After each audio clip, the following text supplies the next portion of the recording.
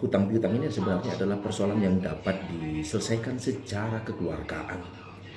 Ketika dituangkan dalam sebuah perjanjian hutang piutang itu, apalagi tertulis, yang dapat menjadikan sebuah pegangan yang dapat dijadikan perjanjian itu adalah sebagai kiblatnya.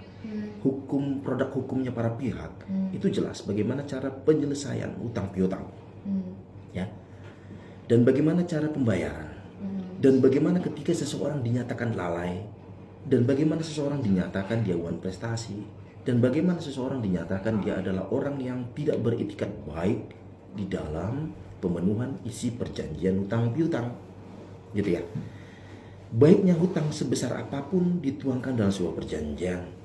Perjanjian itu bukan hanya sebatas tentang bagaimana rumitnya membuat perjanjian di lembaran-lembaran, beberapa lembar begitu ya.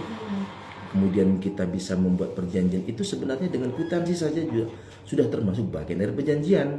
Jadi jangan bayangin yang rumit-rumit. Iya, jangan sampai pasal, kalau kita minjam uang 5 juta begitu ya, sampai membuat pasal-pasal yang sampai dibuat situ ada cash measure bagaimana ya dalam keadaan kahar gitu ya, bagaimana proses penyelesaian persisihan gitu kan, menggunakan bahasa apa gitu, itu dinilai terlalu rumit. Mungkin itu lebih kepada perjanjian-perjanjian yang skalanya besar.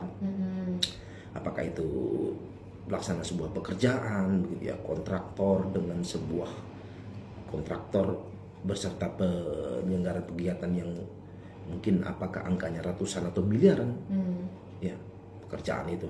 Jadi kalau hutang piutang walaupun hanya 5 juta untuk pembayaran kos misalkan, atau untuk pembiayaan yang sifatnya ini bisa ditanggulangi bulan depan sudah bisa dibayarkan, dibuatkan saja semacam kwitansi, kemudian memuat di situ bagaimana hak dan kewajiban serta tanggung jawab terhadap peminjaman uang itu. Tapi harus ada tantangan dari dua belah pihak ya. Harus ditandatangani dan baik. Kalau di atas 5 juta baiknya pakai meterai.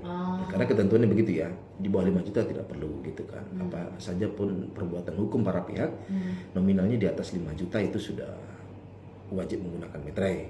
Kalaupun tidak nanti bisa dibubun meterai untuk sebagai alat bukti ya, sebagai barang bukti di pengadilan menyatakan ini ada suatu prestasi kah gitu kan. Ini buktinya gitu. Di dalam kwitansi bisa saja memuat mengenai angka. Angka ini pun juga baiknya dibuat terbilang. Misal 5 juta. Dibuat buka kurung 5 juta rupiah. Gitu. Bisa saja toh 5 juta. Oh, aku tidak pernah minjam 5 juta.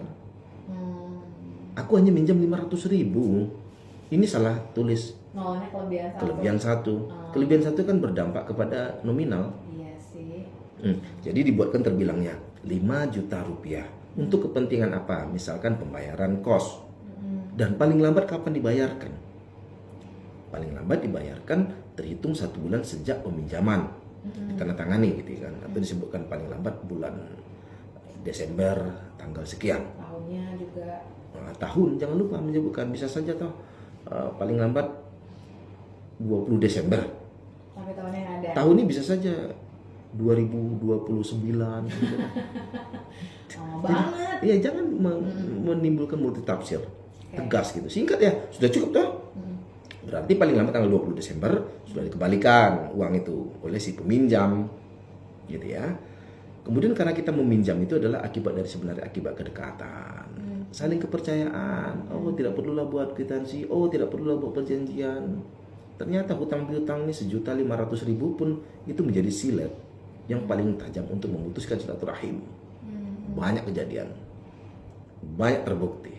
Dan ternyata persoalan mengenai hutang piutang itu akibat dari dasar kepercayaan sehingga tidak bisa dibayarkan, maka berdampak kepada hubungan silaturahim dan perselisihan, persengketaan persahabatan. Ya, betul. Putus gara-gara 5 juta, putus gara-gara 1 juta, putus gara-gara 300.000 gitu kan. Apalagi uang yang digunakan itu bukan untuk kepentingan kos tadi, pembayaran kos gitu kan. Banyak kejadian. Kalau tidak ingin meminjamkan uang, jangan diberikan.